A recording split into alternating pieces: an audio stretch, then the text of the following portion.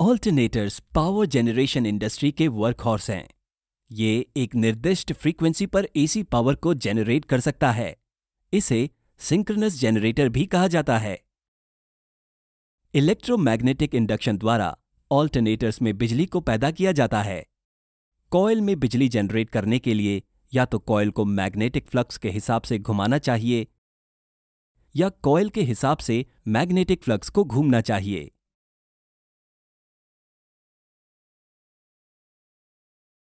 Alternator के मामले में दूसरे तरीके का इस्तेमाल किया जाता है। रोटर और आर्मेचर कॉइल्स एक ऑल्टरनेटर के दो मुख्य पार्ट्स हैं। रोटर एक रोटेटिंग मैग्नेटिक फ्लक्स पैदा करता है। आर्मेचर कॉइल्स स्थिर होते हैं और रोटर से जुड़े rotating magnetic flux armature coils में बिजली शुरू करते हैं। यहां दिखाए गए रोटर को सेलिएंट पोल रोटर के नाम से जाना जाता है। इसकी वर्किंग पर बेहतर जानकारी प्राप्त करने के लिए आइए केवल 4 पोल्स वाले एक रोटर पर विचार करते हैं। रोटर कॉइल्स एक डीसी पावर सोर्स से उत्तेजित होते हैं। इसके चारों ओर पैदा की गई मैग्नेटिक फील्ड कुछ ऐसी होगी। रोटर को एक प्राइम मूवर द्वारा घुमाया जाता है। इससे रोटर फ्लक्स भी इसके साथ साथ घूमता है, उसी स्पीड से।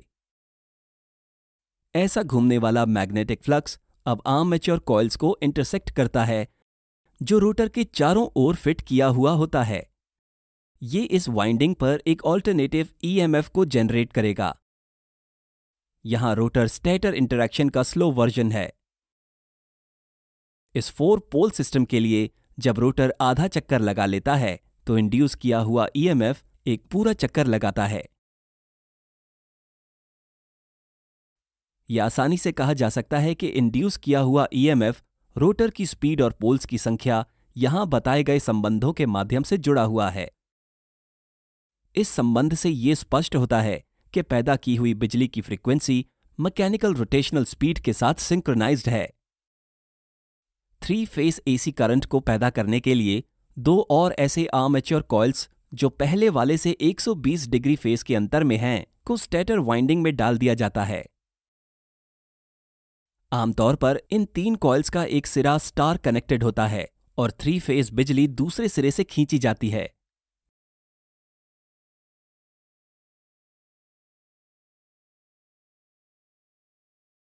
इस इक्वेशन से यह स्पष्ट है कि 60 हर्ट्ज बिजली को पैदा करने के लिए 4 पोल रोटर को यहां बताए गए आरपीएम पर चलाना चाहिए। इतना बड़ा आरपीएम रोटर के पोल्स पर जबरदस्त सेंट्रीफ्यूगल फोर्स पैदा करेगा और समय के साथ मैकेनिकली यह विफल हो सकता है। तो सेलिएंट पोल रोटर्स में आमतौर पर 10 से 20 पोल्स होते हैं, जो कम आरपीएम की मांग करता है। या सेलिएंट पोल रोटर्स का इस्तेमाल तब किया जाता है जब प्राइम मूवर पहले से कम आरपीएम पर रोटेट करता है।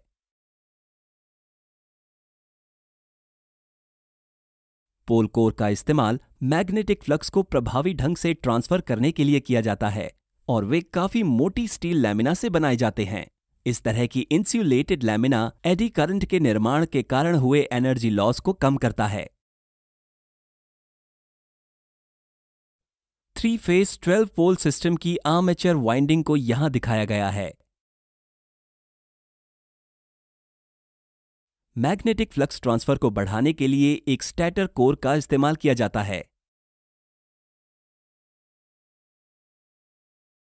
डीसी करंट को स्लिप रिंग्स की एक जोड़ी के माध्यम से रोटर पर सप्लाई किया जाता है।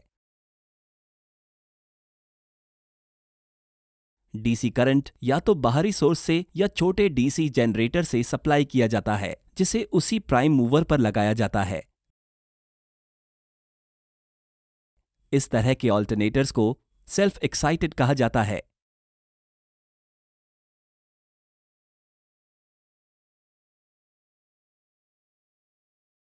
लोड के बदलाव के साथ जनरेटर टर्मिनल आउटपुट वोल्टेज भी बदलेगा। टर्मिनल वोल्टेज को एक निर्दिष्ट लिमिट में रखना वांछित है। एक ऑटोमेटिक वोल्टेज रेगुलेटर ऐसा करने में मदद करता है। फील्ड करंट को कंट्रोल करके वोल्टेज रेगुलेशन आसानी से प्राप्त किया जा सकता है। यदि टर्मिनल वोल्टेज वांछित सीमा से नीचे है तो AVR फील्ड करंट को बढ़ाता है और इस प्रकार फील्ड स्ट्रेंथ को भी। इससे टर्मिनल वोल्टेज बढ़ जाएगा। यदि टर्मिनल वोल्टेज अधिक है तो उसका उल्टा किया जाता है। कृपया patreon.com पर हमें सपोर्ट करें ताकि हम अपने सभी अंग्रेजी वीडियो को डब कर सकें। धन्यवाद।